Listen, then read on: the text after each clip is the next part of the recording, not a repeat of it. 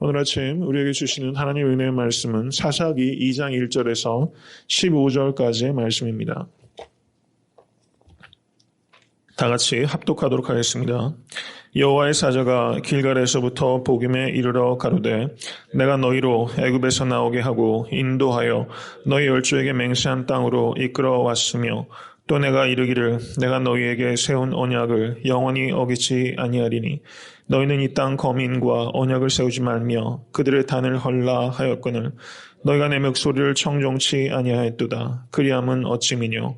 그러므로 내가 또 말하기를 내가 그들을 너희 앞에서 쫓아내지 아니하리니 그들이 너의 옆구리에 가시가 될 것이며 그들의 신들이 너에게 올무가 되리라 하였노라.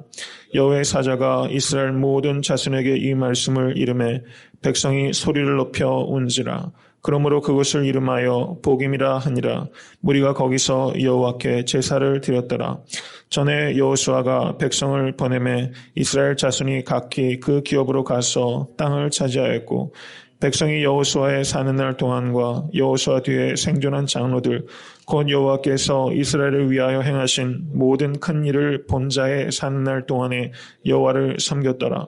여호와의 종 눈의 아들 여호수아가 110세에 죽음에 무리가 그의 기업의 경내 에브라임 산지 가스산 북 딥낫 헤레스의 장사였고 그 세대 사람도 다 그 열조에게로 돌아왔고 그 후에 일어난 다른 세대는 여호와를 알지 못하며 여호와께서 이스라엘을 위하여 행하신 일도 알지 못하였더라. 이스라엘 자손이 여호와의 목전에 악을 행하여 바알들을 섬기며 애굽 땅에서 그들을 인도하여 내신 그 열주의 하나님 여호와를 버리고 다른 신 곧 그 사방에 있는 백성의 신들을 쫓아 그들에게 절하여 여호와를 진노하시게 하였을 때 곧 그들이 여호와를 버리고 바알과 아스타롯을 섬겼으므로 여호와께서 이스라엘에게 진노하사 노력하는 자의 손에 붙여 그들로 노력을 당케 하시며 또 사방 모든 대적의 손에 파심해 그들이 다시는 대적을 당치 못하였으며 그들이 어디를 가든지 여호와의 손이 그들에게 재앙을 내리심에 곧 여호와께서 말씀하신 것과 같고 여호와께서 그들에게 맹세하신 것과 같아서 그들의 괴로움이 심하였더라. 아멘. 하나님의 말씀입니다. 사사기는 지금으로부터 약 3,400년 전 정말 까마득한 옛날 고대 근동 팔레스타인에서 있었던 일입니다. 이 말씀을 우리가 들으면서 지금 이곳에서 나에게 그리고 우리에게 이 말씀이 어떤 의미를 갖고 있는가 이것을 우리가 깊이 생각해야 되는 것입니다. 구약 성경을 분류할 때 여호수아서, 사사기, 사무엘 상하, 열왕기 상하를 전기 예언서라고 부릅니다. 전기 예언서. 히브리 사람들은 이 사사기를 단순히 지나간 역사, 화석화된 역사, 나하고 상관없는 옛날 이야기 이렇게 듣는 것이 아니라 지금 이곳에서 나에게 주시는 예언의 말씀으로 들었다는 뜻입니다. 이것이 우리에게 주는 교훈이 참으로 큰 것입니다. 이런 말이 있습니다. 역사는 예언이다.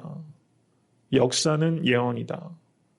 우리가 역사를 통해서 그저 옛날에 있었던 옛날 사람들의 이야기 그렇게만 치부해서 듣는 것이 아니라 지금 나에게 주신 예언의 말씀으로 들을 때 우리는 역사를 통해서 매우 중요한 교훈을 얻게 되는 것이죠.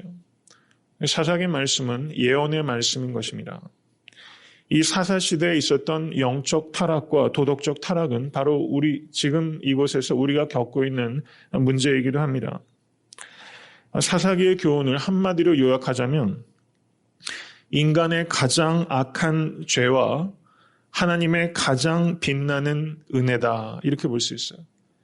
인간의 가장 극악한 죄가 이 사사기에 있고 그럼에도 불구하고 베풀어 주시는 하나님의 가장 빛나는 은혜가 대조되어 있는 것이 바로 사사기입니다. 이것을 읽을 수 있으면 우리는 사사기를 통해서 많은 은혜를 깨닫게 될 것입니다. 이 사사기를 읽어나가시면서 우리가 이 시대의 죄악 그리고 나의 죄악 이것을 볼 수 있게 될 간절히 소원합니다. 사사기를 읽으면서 통해야 될 사람은 이스라엘 자손들뿐만 아니라 바로 내가 통해야 되고 이 시대의 교회가 통해야 된다는 것을 깨달아야 되는 것입니다. 죄가 더한 곳에 더욱 넘치는 하나님의 은혜를 이 사사기를 통해서 경험하실 수 있게 되기를 주님의 이름으로 간절히 축원합니다. 이스라엘 백성이 이제 애굽의 압제로부터 탈출해서 출애굽을 했습니다. 광야에서 40년 연단의 시간을 거칩니다. 그리고 가나안 땅에 들어갔습니다. 하나님께서 맹세해 주신 땅을 이제 받아 누리기 직전입니다. 그리고 거의 모든 점령하는 전쟁에서 승리를 했죠. 이제 막바지 마지막만 완성하면 되는 것입니다. 그런데 어떻습니까? 지파별로 모든 땅도 분배되었죠. 그런데 이스라엘 백성들이 이 활용 점정을 못하는 것입니다. 마지막까지 잘 맞춰야 되는데 사람들이 그렇게 잘 못해요. 그래서 마지막에 어떻게 됩니까? 이제 복을 받아 누리면 되는데 이 마지막 순간에 사람들이 해이해지고 영적으로 각성하지 못하고 그렇게 된 결과를 보게 됩니다. 가나안 잔당들을 완전히 진멸하고 하나님께서 주신 승리를 이제 누리면 되는데 바로 그 시점에 실패를 하게 되는 것이 이 사사기 1장의 안타까운 역사의 기록입니다. 그런데 이스라엘 백성이 왜 가나안 족속들을 완전히 진멸하지 못했느냐? 그것은 가나안 족속이 힘이 강력해서가 아니라는 것입니다. 바로 이 점에서 이스라엘의 실패가 훨씬 뼈아프게 우리에게 와닿는 것입니다. 이스라엘 백성들은 가나안 백성을 쫓아내지 못한 것이 아니라 쫓아내기를 싫어했던 것입니다. 그들을 부려서 노동력을 사용해서 이익을 얻고자 하고 가나안 농경 문화가 가지고 있는 그 찬란한 것, 그런 것들을 누리기를 원했던 그런 탐심이 있었기 때문에 가나안 족속을 쫓아내기를 싫어했던 것입니다. 그래서 이스라엘 족속의 문제는 무능력의 문제가 아니라 불순종의 문제라는 것이죠. 그래서 이스라엘의 실패가 훨씬 뼈아프게 느껴지게 되는 것입니다. 이것을 우리가 배울 수 있어야만 되는 것입니다. 가나안 정복이라는 성공이 있는데 이스라엘 백성들이 불순종으로 그 큰 성공, 그 큰 기쁨을 이제 망가뜨리게 되는 이런 순간이 있는 것입니다. 여러분 요즘 복숭아가 굉장히 맛있죠? 좋은 계절입니다. 근데 여러분 맛있는 과일을 이렇게 한 입 깨물어서 그 과즙을 마음껏 누리다가 안에 벌레 한 마리를 발견하게 되면 어떻게 됩니까? 이 아침에 별로 적절하지 못한 예를 들어서 죄송하지만 어떻습니까? 그 벌레 한 마리 때문에 그 모든 그 기쁨들을 다 망가뜨리게 되죠. 바로 지금 그런 당혹감, 낭패감들을 우리가 경험하게 되는 것입니다. 하나님께서는 우리의 불순종을 책망하십니다. 무엇이 깨끗한 그릇입니까? 순종하는 그릇이 깨끗한 그릇입니다. 신앙이란 무엇입니까? 언제나 나의 무능력을 고백하는 것이 신앙입니다. 우리 하나님 앞에서 순종해서 깨끗한 그릇이 되면 우리의 무능력함이 하나님의 전능하심이 드러나는 통로가 되게 되는 것입니다. 이것을 기억하실 수 있게 되길 간절히 바랍니다. 2장 1절을 보시면 여호와의 사자가 나타납니다. 여호와의 사자는 히브리 말로 밀락 야훼라는 단어입니다. 여호와의 사자. 이 여호와의 사자가 메신저로서 구약 성경에 58회 등장합니다. 사사기 6장에도 기드온을 방문하고 사사기 13장에는 삼손의 부모를 이 밀락 야훼, 여호와의 사자가 방문합니다. 이 여호와의 사자가 누구인가 하는 것은 제가 추후에 말씀을 드리도록 하겠습니다. 여기에서 우리가 눈여겨보아야 될 것은 여러분 여호와의 사자가 하늘로부터 내려온 것이 아니라 지금 어디에서 오고 있습니까? 길갈에서부터 복임으로 오고 있어요. 이것을 우리가 간과해서는 안 되는 것입니다. 길갈에서부터 복임까지 이 여호와의 사자가 여행을 한 거예요. 약 20km 정도의 거리입니다. 길갈은 어떤 곳입니까? 길갈은 이스라엘 족속이 요단강을 건너자마자 제일 처음으로 하나님 앞에 예배드리고 유월절을 지키고 할례를 받았던 장소입니다. 언약의 장소입니다. 그리고 이스라엘의 모든 정복 전쟁이 시작됐던 그 출발점, 예배의 출발점, 영적 전쟁의 출발점, 바로 그곳이 길갈입니다. 이 여호와의 사자가 그 출발점, 하나님과 언약을 갱신했던 그 출발점에서 하나님의 그 언약을 깨뜨렸던 그 배신의 장소까지 이 여호와의 사자가 여행을 하고 있다는 것입니다. 하나님의 사자는 이스라엘 자손들이 순종의 여정, 그것을 추적해 오면서 지금 여행을 하고 있다는 것을 우리가 보면서 하나님께서는 우리의 발걸음 그 모든 것들을 살피고 계신다는 것을 보실 수 있게 되기를 간절히 바랍니다. 이 여호와의 사자가 1장에 나타나는 이스라엘의 실패의 원인을 밝히고 있는 것이 2장 2절입니다. 너희는 이 땅 거민과 언약을 세우지 말며 그들의 단을 헐라 하였거늘 너희가 내 목소리를 청종치 아니하였도다. 그리함은 어찌미뇨. 이렇게 말하면서 이스라엘의 불순종이 바로 이스라엘의 실패의 원인이 된다는 것을 명확하게 말씀하셨습니다. 이러한 여호와의 사자의 책망과 심판에 대한 이스라엘의 반응이 4절과 5절에 기록되어 있습니다.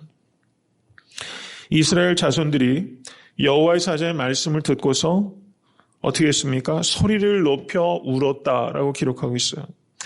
그리고 그것을 이름해서 복임이다 이렇게 이름을 졌습니다. 그리고 그곳에서 예배를 드렸습니다.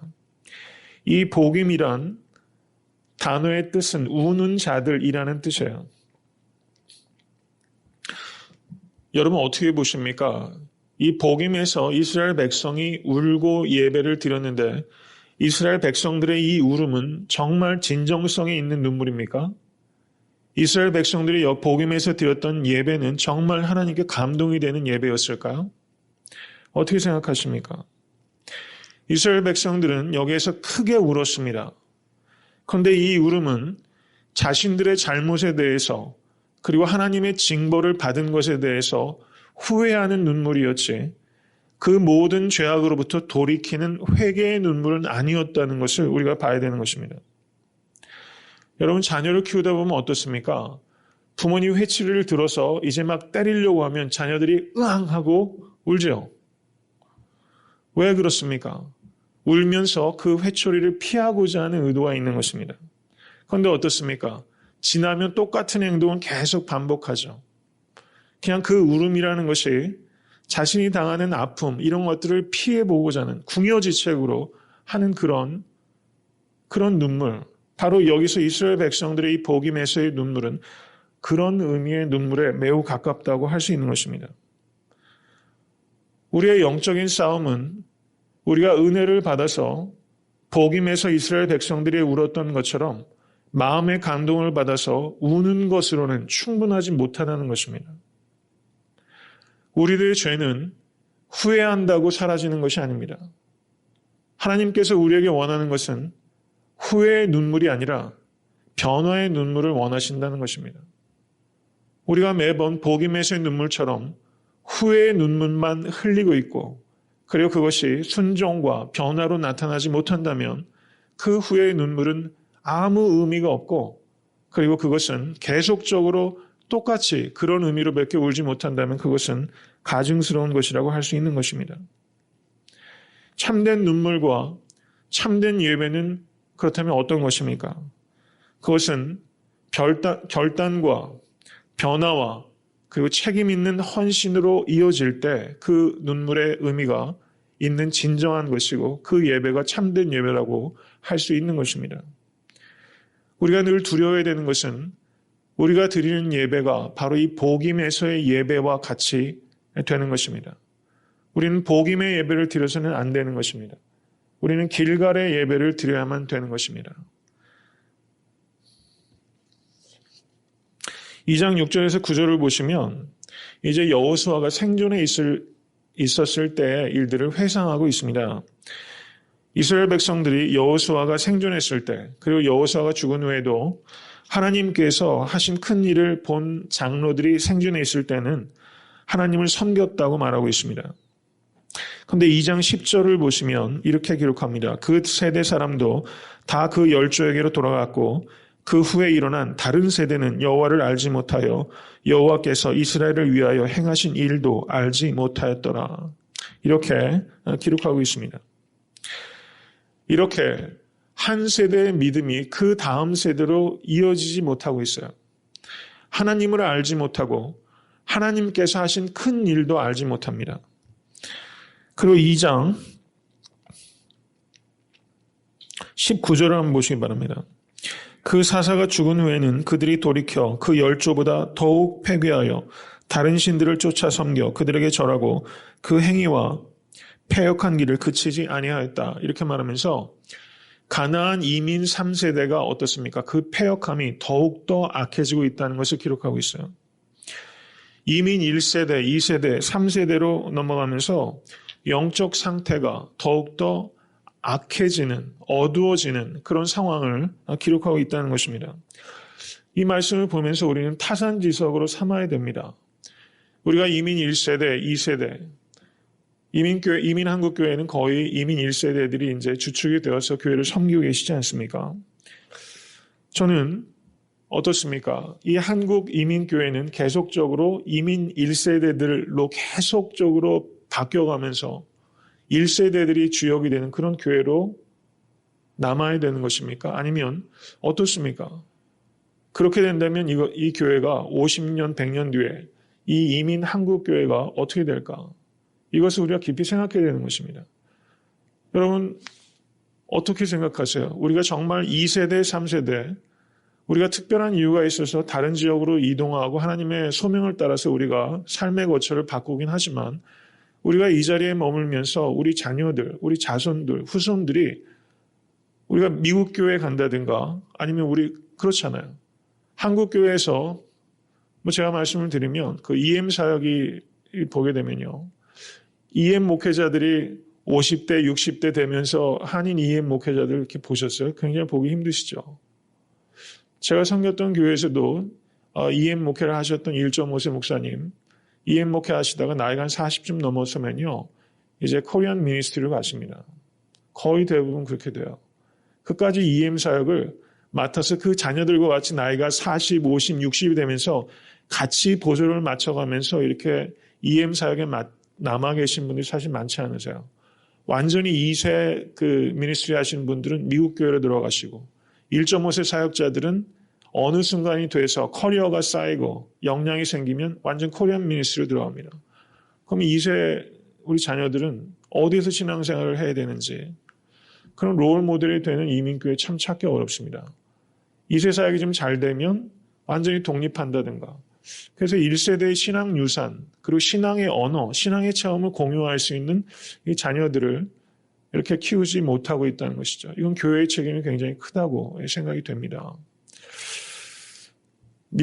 뉴욕의 그 리버사이드 처치 같은 데 보면요. 그 팀 케일러 목사님 사역하시는 교회입니다. 참 훌륭한 교회인데요.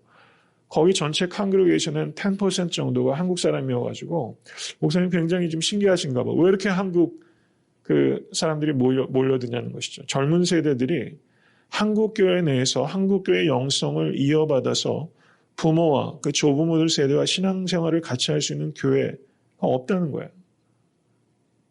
이런 상황이 계속되다 보면요. 미국 교회 한 10% 정도 차지하는 이런 곳에서 우리 자녀들이 신앙생활을 할 수밖에 없게끔 된다는 것이죠. 안 그러면 각계격파하는 것입니다. 제가 보스턴에서 공부할 때 입스위치 프레스비테리언 장로교회 그 교회에 한국분이 한두 분 계셨던 것 같아요. 그중에 한국분이 한 분이 장로님으로 미국 교회에 섬기고 계시더라고요. 제가 보면서 우리 자녀들이 신앙생활을 잘하면 미국 교회에서 그렇게 좀 외롭게 좀 이렇게 계시면서 좀 외로워 보이더라고요. 이런 간단한 문제는 아니지만 우리가 어떻게 또 애틀랜타 섬기는 교회가 이제 2년이 딱 됐는데요. 우리 자녀 손들에게 우리가 어떻게 1세의 신앙을 유산으로 물려주고 마음껏 헌신해서 일할 수 있는 그런 틀을 우리가 남겨줄 것인가. 이것을 우리가 많이 생각하고 또 애틀랜타 섬기는 교회가 좀 그런 면에서 좀 좋은 롤 모델을 세우는 그런 교회가 되면 좋겠다. 이런 생각이 듭니다.